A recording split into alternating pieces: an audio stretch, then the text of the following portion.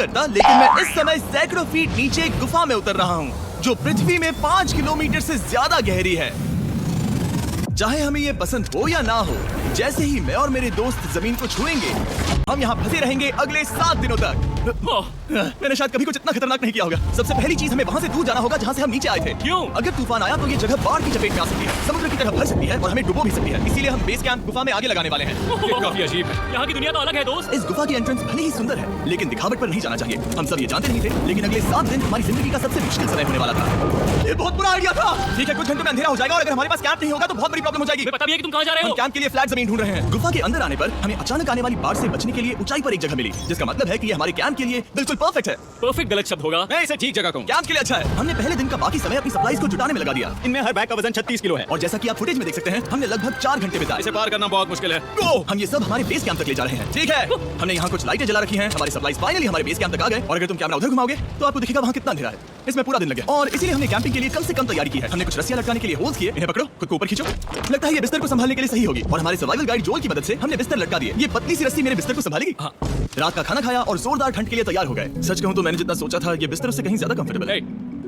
Oh God, मेरा sir इतना बड़ा क्यों दिख रहा है? ये गुफा 2.5 किलोमीटर गहरी है और हम अभी इसके एंट्रेंस पर ही कैंपिंग कर रहे हैं। कल हमें काफी कुछ एक्सप्लोर करना है। तुम लोगों की नींद कैसी रही? बुरी तरह। मैं नहीं सोया। बहुत ही उलझन भरा माहौल है। गुफा के ऊपर से लगातार पानी टपक रहा है। हमने अपने ऊपर एक टाप डाला, लेकिन फिर भी पानी हमारे बिस्तरों में आ रहा है। मैं एक आइडिया दूं? चलो अपने कैंप को और बेहतर बनाते हैं। हमें इन टाप्स को जोड़ देना चाहिए ताकि यहाँ सोते वक्त हम सूखे रहें। बहुत अच्छा आइडिया है। मैं सिर्फ एक यूट्यूबर नहीं हूँ, ठीक है? मेरा बिस्तर यहाँ तक निकलता है। कहीं कोई मजाक है? मैं अभी अपने बिस्तर से निकला था यार। और हमें उस समय समझ नहीं आया, लेकिन ये गड्ढा लगभग 40 फीट गहरा है। तो जब शॉन और मैंने सुपर टाप पर काम करना शुरू किया, मैक और कार्ल ये देखने गए कि ये गड्ढा कितना खतरनाक है। वहाँ ऊपर मेरा बिस्तर देख सकते हो? मैं वही सोया था। अब ये देखो, क्योंकि यहाँ सब कुछ एक जैसा दिखता है और गुफा में हमें ट्रैक करना शायद काफी मुश्किल होगा। इसलिए स्नैप पर आप देख सकते हैं कि हमारा बेस कहाँ है और वो कितनी दूर जा रहे हैं। ठीक है, मैं कल हो ना हो। ओह, ये पागलपन है। जब तक बॉयज एक्सप्लोर कर रहे हैं, मुझे और शॉन को कैंप पर काम करना पड़ रहा है। यहाँ ये स्लीपिंग बैग क्यों पड़ा है? इसमें टॉयलेट जैसी बदबू आ रही थी। लेसन नंबर 1, किराए के स्लीपिंग बैग्स मत लेना। हमने स्लीपिंग बैग्स मुझे किराए भी पर नहीं लिए। पता, हमने नहीं ये पता। स्लीपिंग बैग्स खरीदे क्यों नहीं? हम टाप्स को जोड़कर एक बड़ा टाप बना रहे हैं। मेरी जिंदगी अब बस इस रस्सी के सहारे है। और इस बीच मैक और कार्ल अभी गड्ढे में थे। Oh my god Mac. और आखिरकार वो कुछ समय बाद नीचे पहुंच गए। हमें इस वक्त कैंप पर काम करना चाहिए। हम बस ये दिखाना चाहते थे कि कैंप कितना खतरनाक है। बस गिर मत जाना, वरना मैं नहीं निकालूंगा। ओके। हालांकि उन्हें वापस आ जाना चाहिए था। कार्ल और मैक ये देखना चाहती थी कि वो कितनी गहराई तक जा सकते हैं। ब्रो, ये सच में पागलपन है। तुम्हें लगता है तुम ये नदी पार कर पाओगे? लेकिन इन दोनों को नहीं पता था कि ये नदी पूरे गुफा में फैली हुई है, जिसका मतलब है कि हमें इसमें कुछ समय बिताना पड़ेगा। लो आ गए। ये तो भी खाना बन चुका है। हाँ, बन चुका है। सही कहा। एक नया घर है ना? Let's go. अब हमारे पास एक छत है। क्या बात है। मानना पड़ेगा, तुम लोगों ने कमाल कर दिया। और हमने फायर पिट को इस छोटी सी गुफा में रखा है। तो क्या कहते हो? गर्म है। काफी कोजी ये है। चट्टानें यहाँ गर्मी को कैद करती हैं और ऊपर से आने वाले टॉयलेट को ब्लॉक करती वो हैं। टॉयलेट नहीं है। तो फिर मैं उसे क्या कहूँ? पता नहीं, शायद बारिश या कुछ और। लेकिन ये बारिश नहीं है, टॉयलेट। पत्थर है। ऊपर देखो, ऊपर बादल नहीं पत्थर है। ये बारिश नहीं है, पत्थर का टॉयलेट। पत्थर का टॉयलेट। पत्थर का टॉयलेट। देखा, मैंने कहा था ना। और एक सूखी रात की नींद के बाद हमने जोल, हमारे सर्वाइवल एक्सपर्ट को मदद के लिए बुलाया ताकि हम गुफा के अंत तक पहुंच सकें।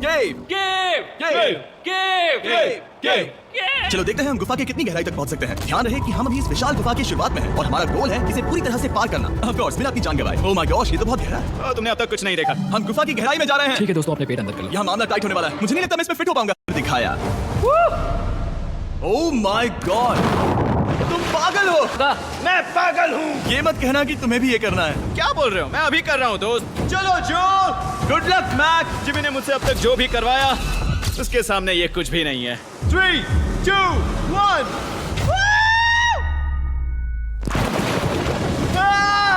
क्या तुम ये करोगे? नहीं, आगे बढ़ते हैं वरना हम आखिर तक नहीं पहुंचेंगे। ओह माय गॉड। हमेशा हम पानी के बहाव के उल्टा ही क्यों जाते हैं? मैं शायद इसमें बह जाऊं। मुझे शायद हार ही मान लेनी चाहिए। पानी के नीचे नुकीले पत्थर हैं। तुम उन्हें देख नहीं सकते तो संभल कर चलना। ओह माय गॉड, पानी और गहरा हो रहा है। मैं नहीं कर सकता। मुझे पैर किसी चीज पर रखने होंगे। और अगर नुकीले पत्थर काफी नहीं थे तो हमारे हर कदम के साथ ब्रो, मुझे कुछ दिखाई नहीं दे रहा। ये डरावना है। ये गुफा और भी अंधेरी, टाइट और खतरनाक हो गई, जिससे हमने सोचना शुरू कर दिया कि क्या हम सच में फिनिश लाइन तक पहुंच पाएंगे। मैं थक गया। ये गुफा अब और भी मुश्किल होने वाला है और मुझे आप सबको कुछ दिखाना है। जोल, मुझे तुम्हारा बैग देना।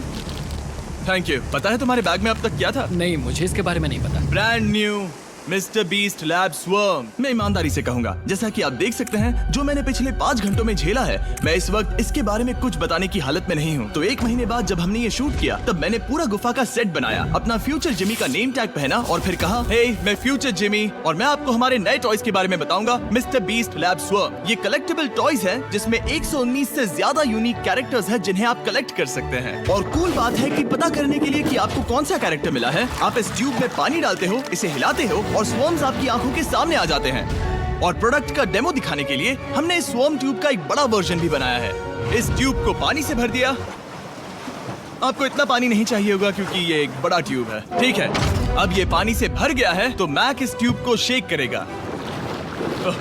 वाह, मुझे लगता है इतना काफी होगा ना। हाँ, मुझे लगता है इतना काफी है। फिर आप पानी को बाहर निकालोगे, जो लिए तुम करो। और फिर पानी से निकलेंगे वो 2 स्वॉर्म्स जो आपको मिले हैं। ये सबसे रेयर वाला है, हाइपर क्रोम। मैंने ये सिर्फ 1000 बनाए हैं। जो ये तुम रख सकते हो और ये तुम्हारा। काल को क्या मिलेगा? मेरे पास सिर्फ 2 हैं। सिर्फ स्वॉर्म्स ही नहीं, हमने ये एक्शन फिगर पैंथर्स भी बनाए हैं जो इन ब्रीफकेसेस में आते हैं, और एक म्यूटेटर जो स्वॉर्म्स की तरह ही खरीदने पर बहुत ही शानदार तरीके से रिवील होता है। ये मुझे कहाँ मिलेंगे? काफी अच्छा सवाल है। मिस्टर बीस्ट के लैब टॉयज अब दुनिया भर में हर जगह अवेलेबल हैं जहां से आप खिलौने खरीदते हैं। ये रिलीज हो चुके हैं, अभी खरीदिए। और गुफा में और भी कठिन सफर के बाद हम आखिरकार ग्लो वर्म चेम्बर तक पहुंच ही गए। यार, हमारी मेहनत वेस्ट ना हो। तो ठीक है टीम, ग्लो वर्म चेम्बर में आपका स्वागत है। क्या बात है, ये कमाल का है। दोस्तों ये धरती जैसा बिल्कुल नहीं लग रहा है। जो रोशनी आप यहाँ देख रहे हैं वो असल में छोटे छोटे बायोल्यूमिनेसेंट ग्लो वर्म्स से बनती है। ये तो मिल्की वे गैलेक्सी जैसा लग रहा है। वाओ, इस पल ने और इस व्यू ने सच में हमारे ट्रैक को सैटिस्फाइंग बना दिया है। ग्लो वर्म्स तक पहुंचना वाकई ट्रिप के लायक था, लेकिन हमारा सफर अभी खत्म नहीं हुआ था क्योंकि हमें बेस कैंप तक वापस जाना था। डे 6 शुरू होने वाला है। वो लोग वापस नहीं आए और मैं थक गया हूँ। मुझे नहीं लगता मैं सो पाऊंगा। मैं परेशान हूँ क्योंकि काफी देर हो गई। वापसी का सफर बहुत आसान है क्योंकि हम बस धारा के साथ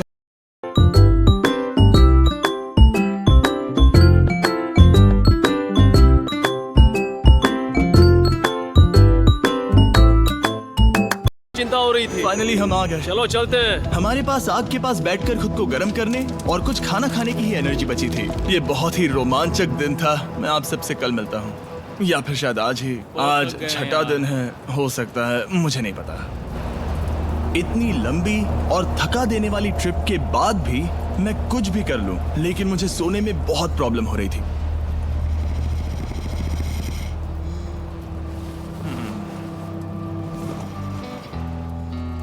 मैंने 7 दिन एकांत में बिताए, 7 दिन जिंदा दफन होकर बिताए और 7 दिन एक राफ्ट पर। और सच कहूं तो मुझे लगता है ये उन सबसे ज्यादा मुश्किल है। तुम हमेशा गीले और ठंडे रहते हो। मेरा शरीर बार बार इन कठोर पत्थरों से टकरा रहा है और दर्द हो रहा है। 90% समय ये गुफा बस खतरनाक ही होती है। लेकिन सच कहूं तो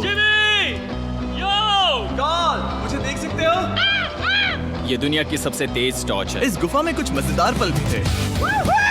300 फीट नीचे रैपिड्स को पार करना, हम सबका मिलकर बिस्तरों में हंसना, सारी मुश्किलें इसके लायक है। जब आप अच्छे लोगों के साथ होते हो, चलो वेल जैसी आवाजें निकालें। ये गीली ठंडी पत्थरों से भरी हुई मुश्किल गुफा हमारी जिंदगी का सबसे खूबसूरत सफर बन जाता है।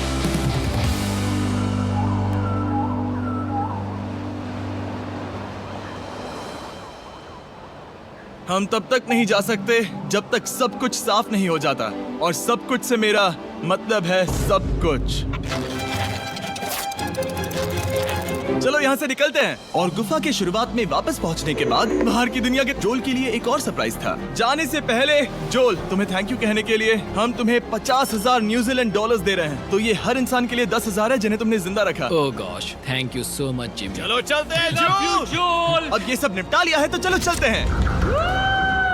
7 लंबे दिनों के बाद हम आखिरकार घर जा रहे हैं।